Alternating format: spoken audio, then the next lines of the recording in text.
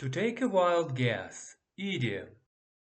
This idiom means to take a guess without much information or certainty.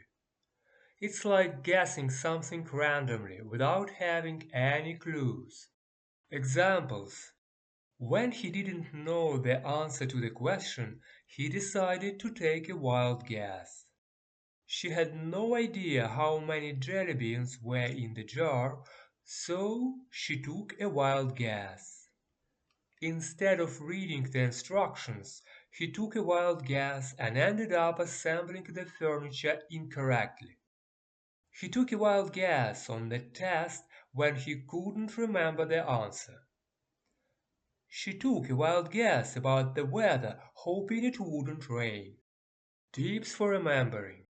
Visualize. Imagine throwing a dart blindfolded. You don't know where it will land, but you take a chance anyway. Connect. Think about times when you had to guess something without much information.